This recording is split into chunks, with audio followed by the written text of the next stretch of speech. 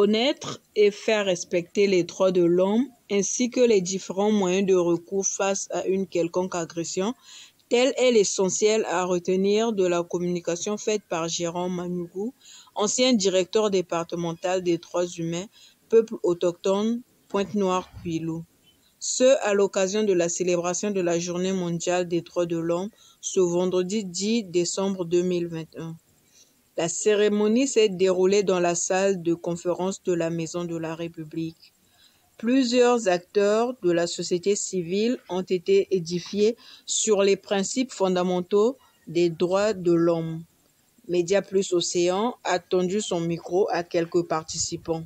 Moi, c'est Modeste Feu. Je suis le président de l'ONG ODIAF. ODIAF, c'est l'Organisation pour le développement des initiatives africaines. Aujourd'hui, c'est le 10 décembre, conformément à l'international.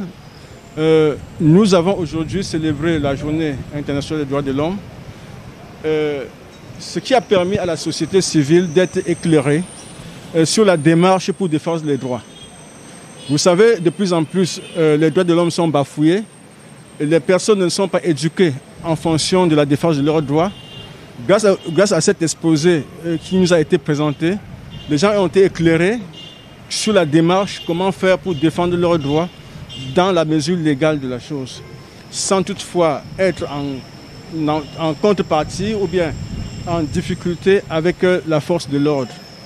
Les populations ont été éduquées par rapport à ce qui concerne leurs droits et ensuite par rapport à ce qu'ont pris conscience, comment faire pour rentrer en position de leurs droits dans la légalité.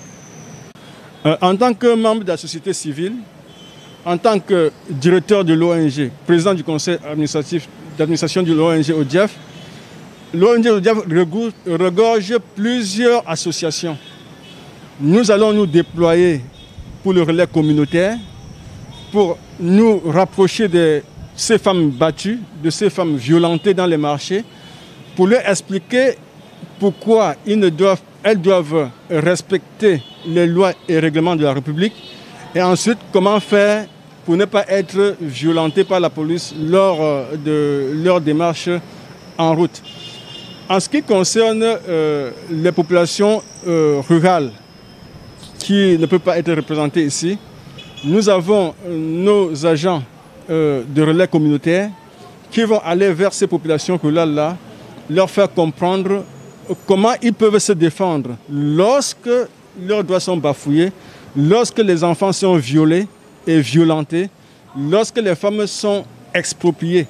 Nous avons des agents qui sont outillés pour les former. Effectivement, le Congo est un état de droit et en tant que tel, nous pensons que les choses sont en train d'évoluer vu l'effort que le président de la République est en train de mettre sur pied pour réglementer la justice.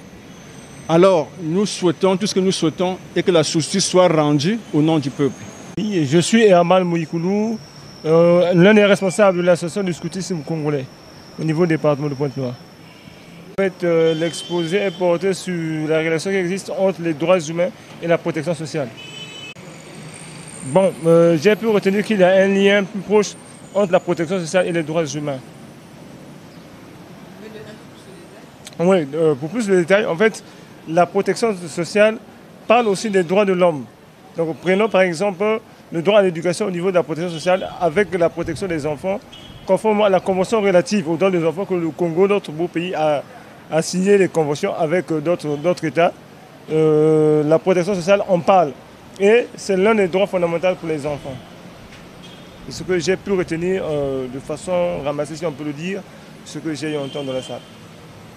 Déjà, moi, en tant qu'animateur de jeunesse, donc nous avions des réunions que nous tenions souvent avec des organisations sœurs qui font partie de l'éducation de l'enfant, qui animent les jeunes au niveau de Pointe-Noire. Donc nous menons des sensibilisations. Là où je vous parle, nous sommes dans un réseau avec le REIPER, y compris le SAMU social, sous la convention relative aux droits de l'enfant au niveau du Congo-Brazzaville, qui a commencé depuis le mois de novembre. Donc nous allons mener des sensibilisations avec les autres pour relayer l'information au plus proche de la communauté. Merci beaucoup, je vous en prie.